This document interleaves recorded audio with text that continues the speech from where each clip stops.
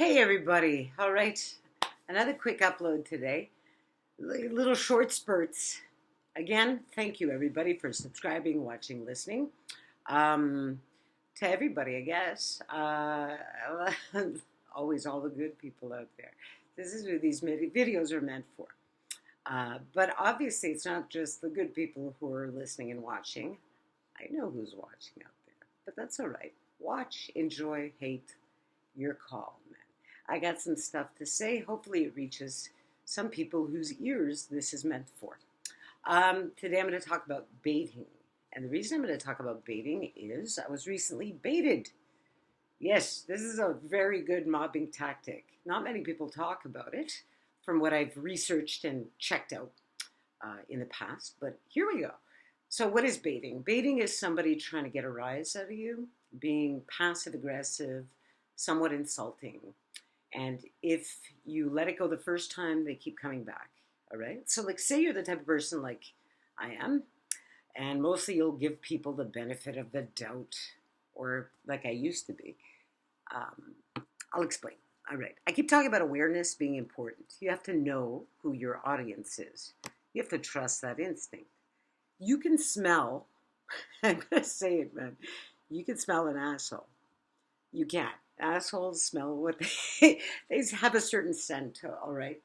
So if you know that you're dealing either with a pure asshole narcissist or somebody who may not be a narcissist but is just really low on their level of comprehension, and I'm not talking about intellectual comprehension, all right? I'm talking about low on their level of consciousness, which I want to clarify as well. When I did my last video, some people misinterpreted it as meaning that certain people that maybe have intellectual difficulty are low on levels of consciousness. That's not true. Actually, I used to work with people who had intellectual disabilities. And within that group of society, you'll have assholes, you'll have cool people, you'll have people that are very high on their levels of consciousness and very low, just like everybody else, just the way it is. So it's not about an intellectual capacity. So if I misspoke, my apologies. The message didn't come out as clearly as I wanted it to. In any case, somebody could be very highly intellectually developed and very poorly developed in terms of their level of consciousness. Now, if you vibrate at a pretty high level of consciousness and you have a pretty sharp instinct, trust that instinct. You'll know when someone's baiting you. What do I mean by baiting? Well, allow me to give you an example. So very recently, I was dealing with a contractor who on the immediate saw me, and I was all suited up, doing my work, and he just took one look at me and started laughing. So I looked at the person and I said, "What are you laughing at?" So dude was kind of taken aback at my response, I guess. I don't know what he was expecting, but I was very direct. Like, "What are you laughing at? I got stuff to do. Look around, buddy." Right? So Buddy was taken aback, and it was a very awkward continuum. From that point forward, I was very business and very matter of fact. Then he came to me and said that something happened with one of the workers. They stepped on a nail that was sticking out of a plank. And he was very aggressive when he told me this. I didn't leave it there. We had just bought the property. So what do you expect, right? Stuff's going to happen. So hey, I said, too bad that happened. It's terrible. But of course, in the back of my mind, I kept thinking, oh, maybe we're going to have a problem in terms of insurance, right? So maybe this dude's going to make a claim or something. In any case, I didn't really backpedal, but I was very concerned with what happened to the worker. It was sincere in any case. But the dynamic kind of changed and turned around ultimately. They did a very nice job. Everything was cool. And, shook hands at the end. And, hey, I got some good work done. But the initial component, the initial part of our meeting was really bizarre. What worker is going to come to your house and laugh in your face the moment they get in there? I found that really peculiar, not very good business. So in any case, sometimes people will pull a few punches and they'll see how far they could go.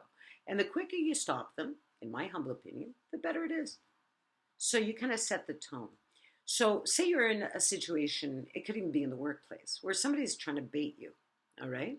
So this stuff happens. They're either they know what, your sensitivities are, or they know what you're passionate about, and they'll just try to pick and poke. Well, to me, the finest response you could give is very simple, one of two things. Either are you baiting me, or are you harassing me? The person, and don't say anything afterwards, just look at the person. Person will usually backpedal, all right, look very uncomfortable. Silence is golden, so just say what you have to say and look at the person. Watch the reaction. Sometimes people come back with, well, that's very sensitive of you. I wasn't harassing you. I was this. Say nothing, let them go on. Again, you're just looking. They're doing this. They might throw a couple more at you. Don't go for the bait. Don't. When they're done, or even before they're done, you could cut them off and just say, don't harass me. Got stuff to do. And get back to work. Now, is it going to gain you tons of friends? Is it going to make you popular? Far from it. But you know what it does? It creates a really nice boundary. And that's a damn good thing. And especially, like I said, when you're aware of who you are and that you vibe high and that people will hate you because you vibe high. And I'll tell you why they'll hate you. They'll hate you because you're happy. You see, in life, certain people end up choosing maybe careers that make them happy. If they have a core of love, you can do that. If you don't have a core of love, and like I said, I'm of the opinion that you either have it or you don't, right? So if you don't have a core of love, you replace that space in your soul with a quest for power. All right. So the people that are choosing power over love, all right, choosing power over happiness, because if you don't have a core of love, you cannot be happy. It's impossible. So those power mongers, whether they're at high levels or low levels, in terms of any kind of hierarchical structure in society or at work, aren't happy. They're in chronic misery. I'm sorry, it just is what it is. They smell you're happy and they hate it. They want you to be like them. So, ils vont venir essayer de te chercher. They're going to come and try to grab you, man. All right? Don't go for the bait. It's as simple as that. Anyhow, short, sweet, as concise as possible. Hopefully made a little bit of sense to some of y'all out there. I got to get going. And yeah, you know what? I gave a couple of hearts to a couple of the last comments I got. Again, thank you so much. I have not been responding. And it's not for lack of wanting to. It's literally a time issue with the holidays coming up and the cooking and all of that fun stuff coming up. I'm going to try definitely to make time to do all of that stuff, just to engage and open up the floor a little bit for you guys to engage with each other, hopefully. And that's it. So to all the good people out there, love, peace, respect, self-love, and self-respect. Foxy D, signing off. Namaste.